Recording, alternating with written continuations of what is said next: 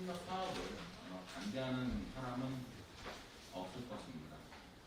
또한 생각해보면 휴전 상황이긴 하지만 저희가 혹시나 만에 하나라도 날 수 있는 전쟁에 대비해서 막대한 예산을 저희 국방력을 높이는 데 또 힘을 쏟고 있듯이 또 만에 하나 천에 하나 또 갑작스럽게 또 통일이 돼서 평화 세계가 구축될 수 있다는 희망이 있기 때문에 국방 예산을 쏟듯이 어떻게 보면 평화 협력에 또 통일에 대한 준비 이런 데에 또 많은 예산을 넣어야 되는 것이 어떻게 보면 같은 원리라고 가지고 있습니다. 저는 이제 경기도가 이제 평화협력국을 통해서 이제 그런 일들을 하기를 이제 바라는데 이제 생각보다는 쉽지 않은 것 같습니다. 더군다나 지금 남북 교류가 경색되어 있죠. 네, 맞습니다. 그리고 러시아 우크라이나 전쟁 같은 것들로 대내적으로 굉장히 혼란스러운 시기이기도 합니다. 이렇게 이제 급변하는 이제 대내 정세 속에서 그걸 맞춰가지고 발빠르게 정책도 변경을 하고 또 변경된 정책으로 또 대응도 해서 다양한 사업들을 만들어내는데 사실상 쉽지 않은 것을 알고 있습니다. 하지만 그럼에도 불구하고 굉장히 조금 더욱더 적극적으로 임해야 되는 것도 주제의 사실이라고 생각합니다. 이런 마음으로 몇 가지 좀 질문을 좀 드리겠습니다. 예. 남북 상황이 되게 지금 경색되어 있습니다.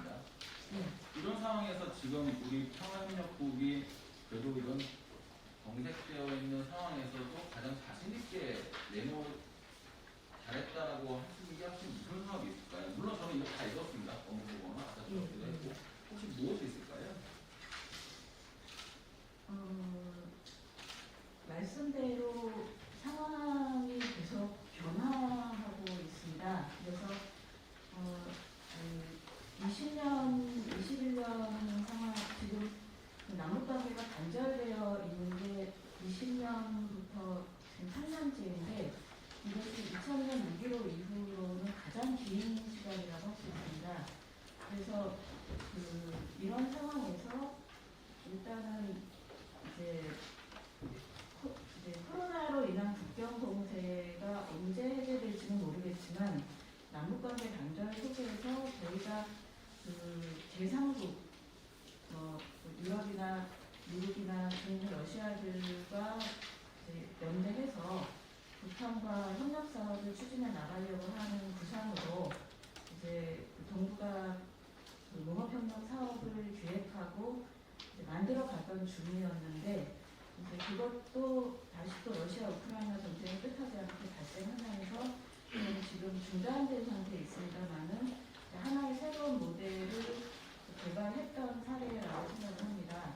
그리고 올해 작년에 준비를 해서 올해 남북 교류협력 조례를 개정을 했는데 이제 아까 제가 답변을 조금 드리기도 했었는데 실제로 개정되기 전에 조례는 남북 교류협력 사업에 집중해서 기금을 사용하도록 공무원들의 입장에서 보면은 이제 그렇게 되어 있었습니다.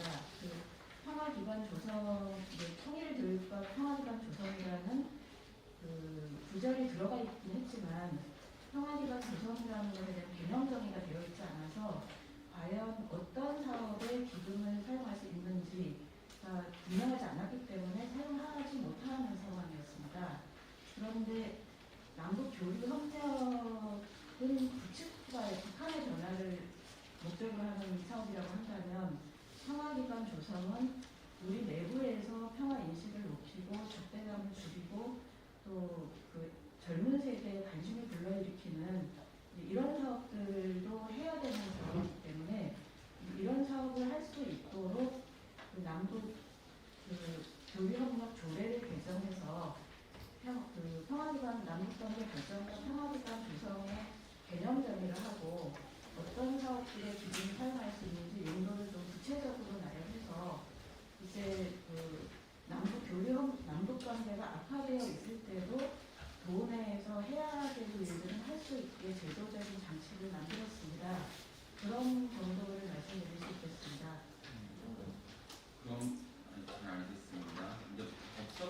이제 대북 사업자를 독자적으로 수행을 할 수 있고 그 규칙은 2019년도에 바뀐 걸 확인했고요. 방금 예. 말씀하신 조례 개정으로 인해서 이제 기금도 이제 대북에 관련된 지원이라든지 그냥 통화기관을 위해서 뭐 우리 경기도를 위해 쓸 수 있다는 것을 계속 확인했고요. 그러면 이제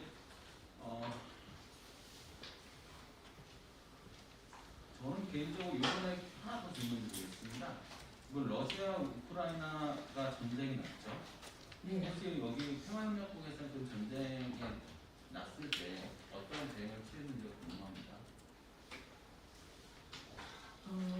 실제로 이제 저희가 이제 동부가 농업교류협력 사업을 통해서 이제 러시아 현지에 농장 조성해서 북한의 총기름 같은 의료전을 해보자 그 자체적으로 생산을 할 수 있는 그리고 계속해서 이렇게 끊임없이 비용이 들어가는 것이 아니라 자체적으로 좀 생산해낼 수 있는 기반을 만들어서 좀 대북 인도 지원 사업의 새로운 모델을 만들어 보자라고 했던 것인데 이제 이것이 잠시만요. 예.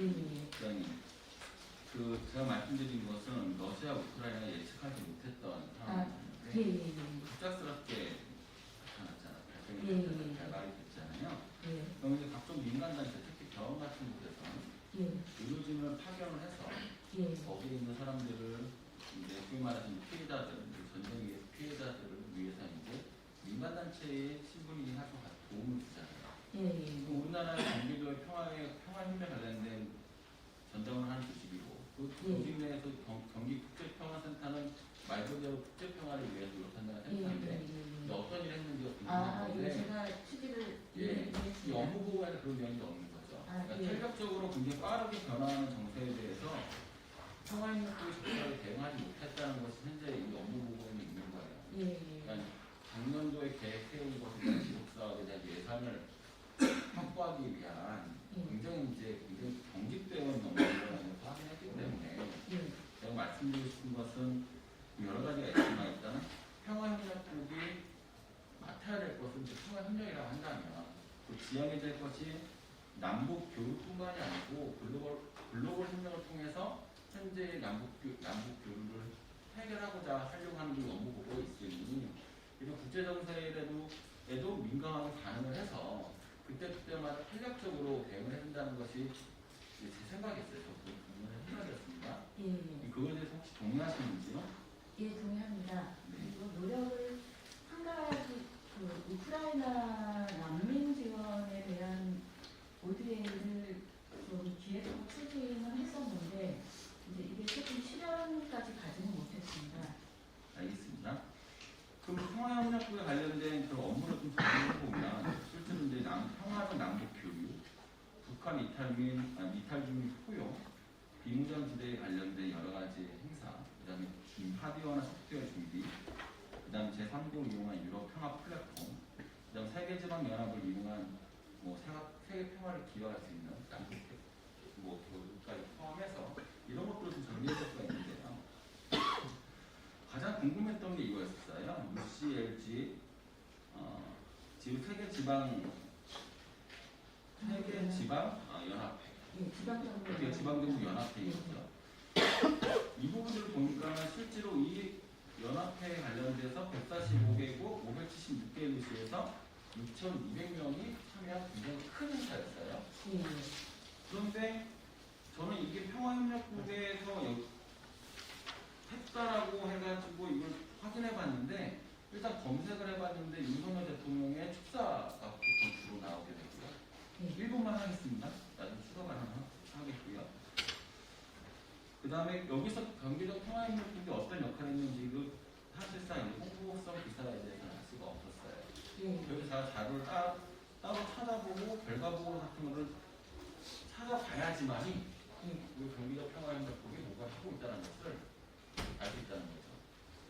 제가 말씀드리고 싶은 거는 평화협력국이 아무리 뭔가를 많이 해도 하고 있는 것에 대한 홍보라든지 이런 것들이 이루어지고 있지 않다는 느낌이 듭니다. 그래서 홍보부에 보니까 홍보부에 유보기는 책정이 되어 있습니다. 이것에 관련돼서 나중에 추가 질문 하도록 하겠습니다.